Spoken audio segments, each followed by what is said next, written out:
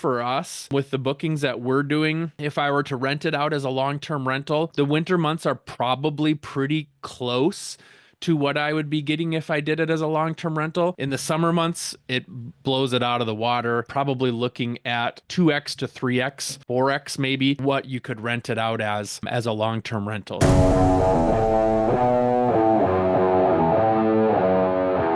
Welcome to the Real Freedom Show, where we inspire you to pursue your passion to gain time and financial freedom through opportunities in real estate. I'm your host, Mike Swenson. Let's get some real freedom together.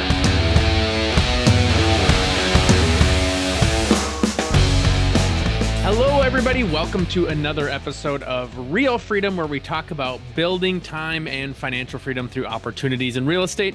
I am your host, Mike Swenson. If you want to get started on your real estate investing journey, check out our website, freedomthroughrealestate.com. That's freedomthroughrealestate.com. There's a lot of great information on there. There's lots of different ways that you can make money in real estate. And I want you to find a path that works for you. I want you to get excited about a certain area within real estate because it truly is worth it and the journey is worth it. And so go check out the website.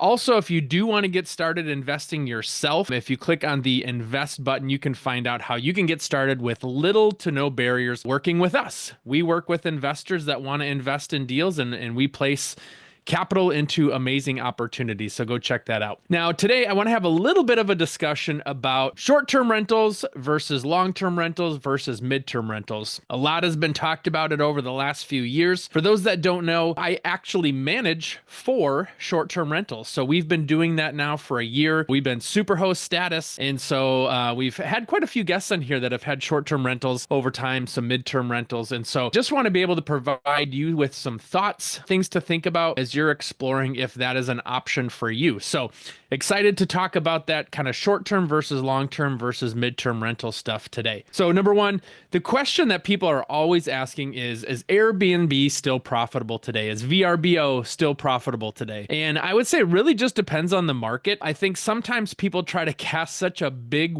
blanket over everything to say, oh, Airbnbs aren't working.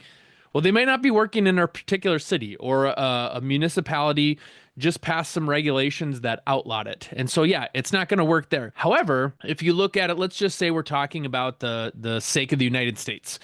There's so many different states. There's so many different opportunities. You've got high urban populated areas. You've got kind of middle of nowhere areas where people want to retreat to. You've got warm temperatures, you've got cold temperatures, you've got tourist destinations. So lots of different places out there. So to have a blanket statement saying that it's working, it's not as well as it used to be, or it's better than it used to be, it's really hard to say. So look around in your market and get a sense. Talk to people. Find out who's running short-term rentals in your community or in your area. Find some data, see what they have to say to see if it's going to work for you. Now, I'm kind of taking this approach to you're probably looking to invest in the market that you're in, trying to decide short-term rental, long-term rental. So while you're looking at your particular market, maybe there's an area an hour away, 2 hours away, where it may not be beneficial in your specific area where you live, but you could manage reasonably in an area within, like I said, an hour or 2 drive from you. So here in the Minneapolis-St. Paul area, we have a lot of stuff happening in the Twin Cities. We've got suburbs, we've got smaller cities, and then we've kind of got up north. And so there's a lot of different opportunities that I could be evaluating, all within a couple hour drive. So think about that. Think about all the needs of the area. The one thing that I will say to hopefully challenge people's mindsets is we're thinking about a short-term rental as hospitality, right? Is somebody still going to stay in a hotel in a particular city? If that answer is yes, then you probably can run an Airbnb if it's allowed. So reasons that we've had people stay at our properties. Now, I'm in the Minneapolis-St. Paul area in a couple different suburbs. And so I chose to focus on that because it's a little less seasonal. It's not as much of like the touristy come for the summer, stay by the lake. There's constantly people coming for various things. So reasons why people have stayed at our short-term rentals. They're visiting family. They live somewhere else. There's family in town. They're coming to visit family. They're coming to visit friends. They've moved away for college. They've got jobs in other states. They're coming back to visit those friends. They're taking a vacation. In Minneapolis, St. Paul, there's a lot of stuff to be able to do. So they're coming here for a vacation. Doesn't have to be just in the summer. They're coming in town for a funeral. We've hosted quite a few families that have come in town for a funeral. There might be 2 or 3, brothers, sisters, husbands, nieces, all coming to stay under one roof. They're in town for work, right? There's lots of businesses here, lots of work needs. It could be corporate headquarters is nearby. It could be they're working some type of trade job. We've had like fiber optic internet installers come through. They're in town for work. And so they're here for a couple of days. They're visiting the tourist destinations, right? There's a lot of cool things to see in Minneapolis, St. Paul. So they're coming to be able to see that. People traveling through. Me in Minnesota, I'm driving out to Nashville, Tennessee. There's a night or two where I'm stopping somewhere. Maybe I'm seeing some sights. So I'm not necessarily going to that place, but I'm traveling through that place and need a place to stay. Moving. So we had a couple that just came here, moving up from California, waited a couple weeks for their house to close. They needed a place to stay. They had some kids, don't want to stay in a hotel room. Having surgery. Minneapolis, St. Paul's got some great facilities, medical facilities. So people are coming from other states here for surgeries and recoveries. So we had somebody that had knee surgery, stayed in the house for 3 weeks after recovering from knee surgery. Local conventions or events. Minnesota State Fair. We had multiple properties, maybe 3, if not all 4 of our properties. They were family visiting to come to the state fair. Concerts. We had people come from Canada for concerts in the United States. Sporting events. I know Vikings games, Timberwolves games, Wild games, yes, and Twins games. And we have somebody coming for professional women's hockey coming here in a couple of weeks. So pretty much all the major sports have been represented of people coming and staying in our short-term rentals for that. Pokemon tournaments. There was a gaming convention that was happening. So people came in town for that. There was a climbing event held at one of the climbing facilities here in the Twin Cities. Couple came up. We have a lot of people coming from Iowa, Kansas City area, Chicago, and then obviously places where people have to fly, but a good, 6, 7, 8 hour drive. People are coming here for that type of stuff. Curling competitions. We had a few people have stayed in our properties for curling competitions. And then the other thing I just want to say is, as a family of 5, we've got 3 boys. We really don't want to stay in a hotel. It's hard, especially as our kids get bigger. Most hotels have 2 beds. My wife and I are on one. 2 of our kids are on the other. We used to have all 3 of them sleep in one bed, but now that they're getting bigger, right, 2 of them will sleep on one bed. Sometimes we do like the pull-out couch or the cot thing. Our kids are getting less and less excited about that. And so there's lots of people that I know that have families of 4 plus that may not want to stay in any hotel. And so it's not just a matter of tourist destinations or vacations, but life happens. People are staying in hotels. And so these are all reasons why people might want to stay at a short-term rental. You just have to think about, what is that option for me and my community or the area that I'm looking at? And is that reasonable that somebody may want to stay for that? I currently have chosen not to look at an Airbnb, up north where there's, fishing and cabin country, because I'm not quite sure about the foot traffic that comes through in the winters. It's cold in Minnesota. Now people come for ice fishing, snowmobiling, different things like that. But what happens if the weather doesn't cooperate? What if it's too cold or not enough snow or different things like that? And so to have a business based on how is the weather works out well when the weather works in your favor based on what you're doing. But if it doesn't, that's kind of out of your control. So all variables, all different things to think about, but I want to challenge your mindset around why people might stay there. Just because you don't live in Florida near Disney doesn't mean that people don't want to come through and stay wherever you're at. So a lot of great ideas there. The other thing that I will say to think about is, with the property that you have, what is the condition that it's in? If I'm looking to run a rental, I'm looking for a long-term rental, I'm looking for reasonably priced furnishings, appliances. Is it going to work well? It doesn't have to be super aesthetically pleasing, but does it get the job done? Does it work? If I'm looking to do a short-term rental, I need it to pop, right? I need the pictures to look great. I need to have some good amenities. I need to have some things that are going to draw people in. And so, what's the layout of the bathroom? Is it big enough for people? Is it just a little stand-in shower, or is it a tub? Kids take baths in tubs. So I had a guest reach out. They were having some problems, running the bath water in the tub. So if somebody's looking to book one of the short-term rentals, if it doesn't have a tub, that might not work well for kids. How nice is it? I would tend to think that if your property is in nice condition, you might be able to lean towards a short-term rental. But if it's not finished well, if it's kind of rough around the edges, long-term rentals could be great. Midterm rentals are kind of a nice hybrid. A midterm rental we look at as 30 days plus. So if I'm staying in a place for 30 days plus, it may not have to have all the bells and whistles. I might be fine with the finishing not being quite as nice. And yet maybe I will. So you kind of have to think about what that property's finished as, how nice it would be to attracting somebody from a hospitality standpoint as a short-term rental versus housing as a long-term rental. And like I said, midterm rental kind of falls somewhere in between. So those are some important things to think about. First is you're kind of evaluating the markets in terms of, occupancy rates, nightly rates, thinking about this as a short-term rental. Do some research. There's some tools out there that you can go look at. Demand-based pricing tools work out really well. It's a little bit more set it and forget it. For the most part, I've established kind of the average nightly rate for the properties, and that demand-based pricing goes up or down. If something is running a little bit lean, let's say in the winter months, maybe I do a discount where, if somebody books something more than a month out, they get 10% off, or something like that. So I can override with additional discounts. But you want to look at what is that average nightly rate? How many nights a month am I wanting to be booked? Some people want to have it be a little bit more elite. I'm going to go for a higher average nightly rate. I don't necessarily want to have a ton of turnover. I don't want to have, as much wear and tear. And I can be fine being able to make those numbers work at a higher price. And then seasonality. I will say our short-term rentals are relatively full on the weekends in the winter. They're a little bit less full during the week. Now, we did get a couple of long-term bookings. Like I said, I mentioned about the family that came for 3 weeks because they are moving into the area. That was a great booking. And then sometimes it might be, a Thursday through Sunday, a Friday through Monday type booking. And then maybe Tuesday, Wednesday, Thursday, there's nobody there. Now, when it gets to May through September, pretty much almost every day is booked. It's almost same day turns quite often. So run those numbers.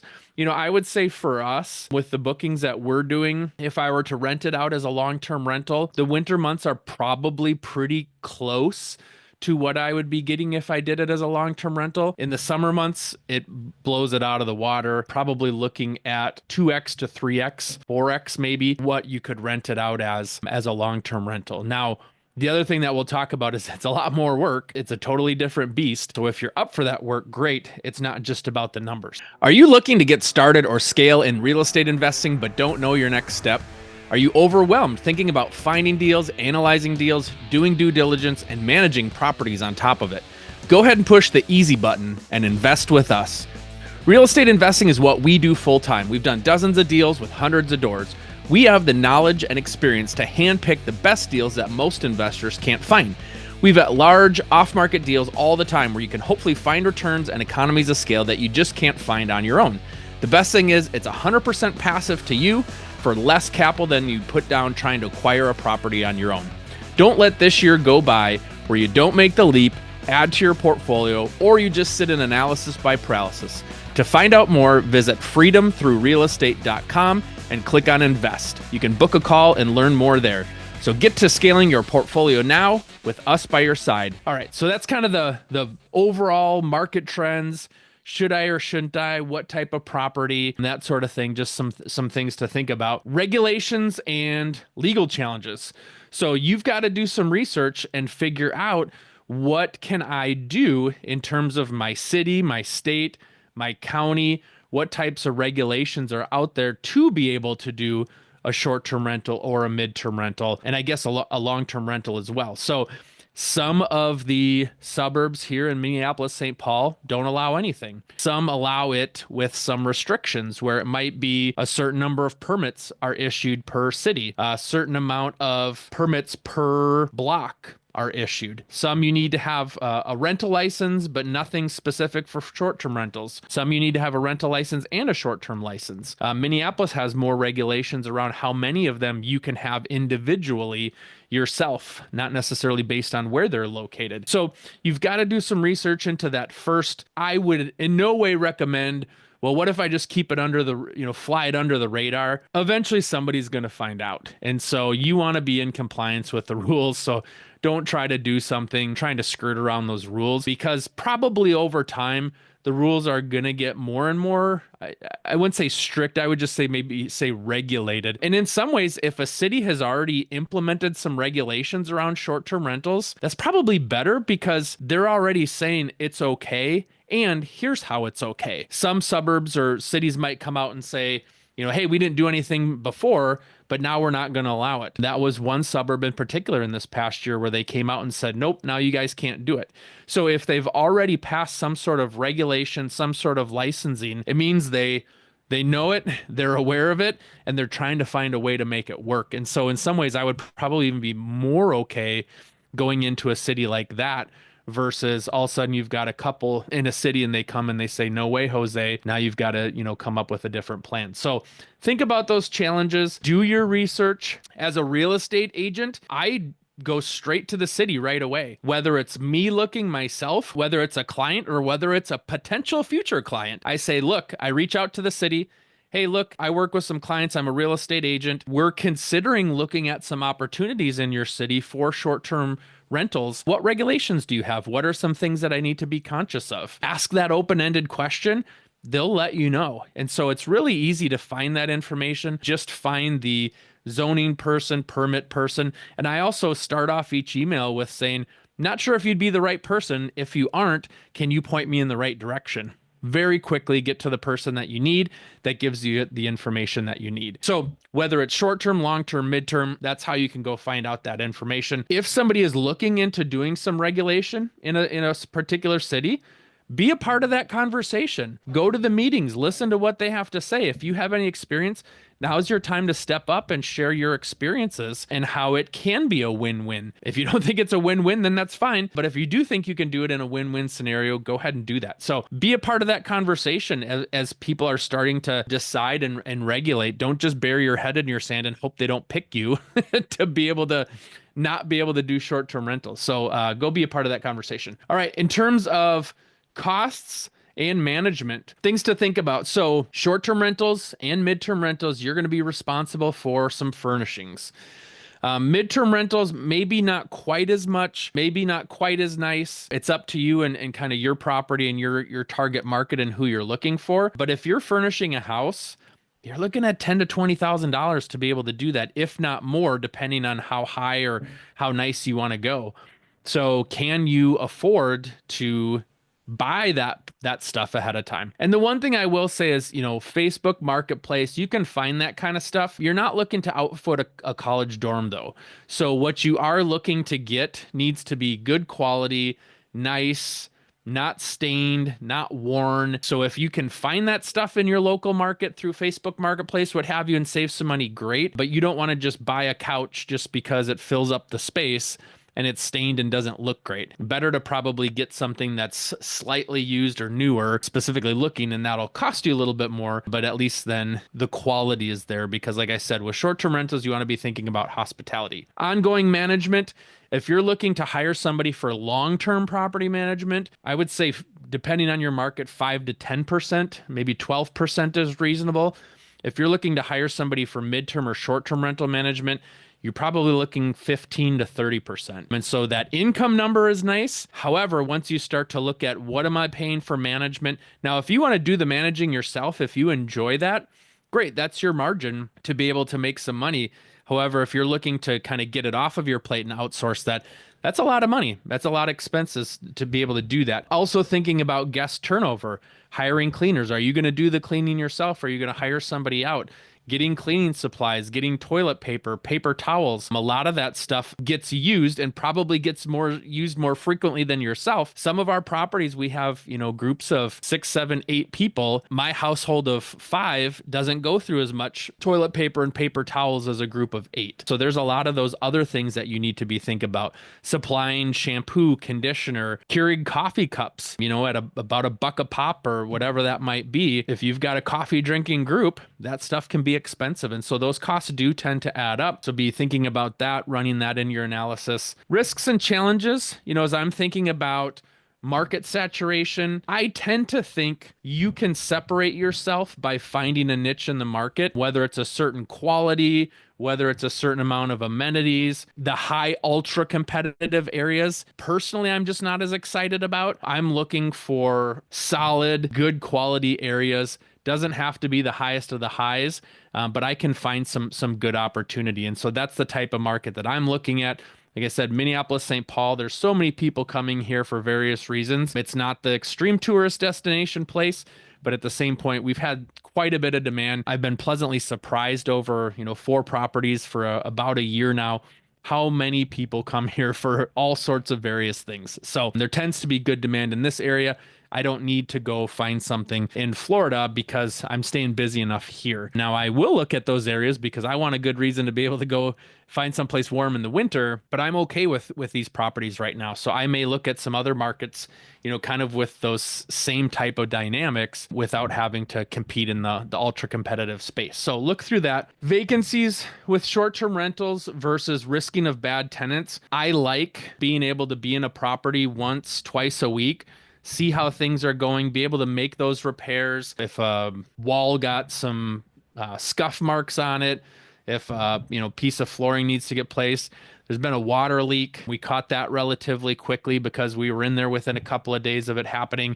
That stuff's really nice. When you have tenants for 6 months to a year, you're not going to see that property for a lot longer. So I appreciate being able to get in there. We had a piece of gutter that actually kind of, the edge of the gutter came off, like the cap, and water started getting into the foundation and into the walls. And so we were able to catch that pretty quickly.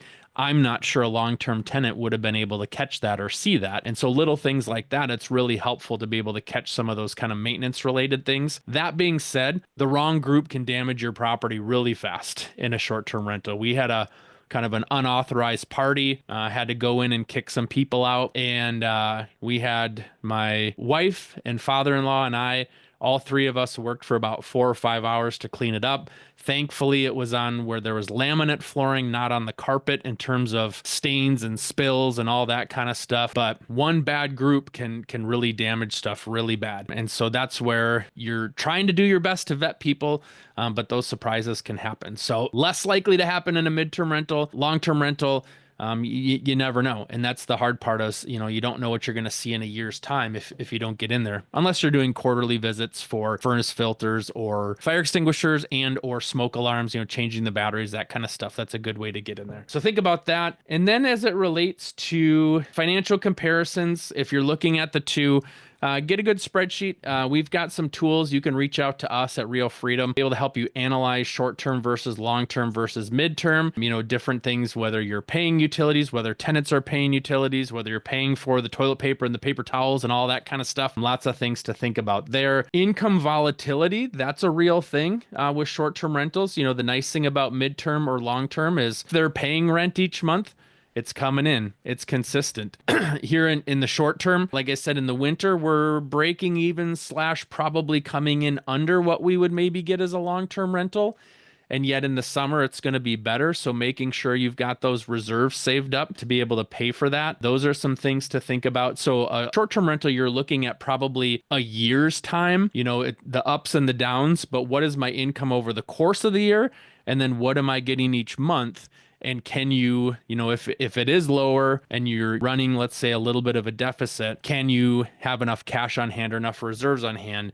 And then when you are in that high season, can you maybe put aside some funds to be able to weather the storm through some of those lower periods? So thinking about that income volatility and being able to kind of stabilize your cash flow there. And then I mentioned before, just kind of some other things to think about. The midterm is a great medium opportunity if you have some winter seasons. I have a friend of mine that runs short-term rentals, having a tenant for 3 months in the winter. That's a perfect solution.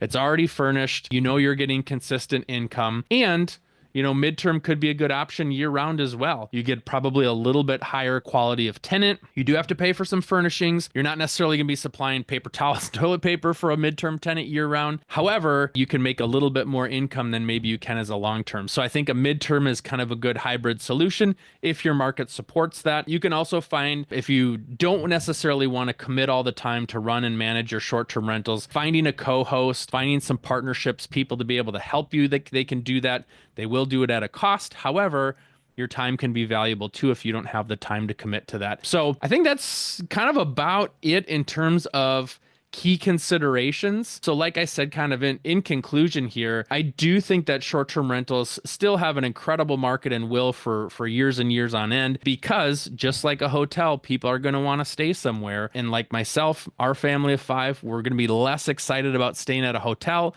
For us, short-term rentals are great to be able to each have our own bedroom, or to be able to split the kids up and at least have each of them have a bed without having to get 2 hotel rooms. So things like that are really important to consider. And so, like I said, I don't think it's going anywhere. It's just finding those opportunity zones within your market, depending on where you're at, to think about. Like I said, if you're looking for analyzer tools, spreadsheets, that kind of stuff, reach out to me, freedomthroughrealestate.com. We've got some tools on there that we can help you with for analyzing different deals. Would love to kind of hear more about your market, walk through that. Feel free to reach out to me if you want to do a little bit of a deeper dive on what should I be considering in my market, short-term, long-term, midterm, how does that look? But for now, I hope that was helpful for you guys to be able to see, what does that short-term market look at? What do I need to be thinking about? How do I separate myself?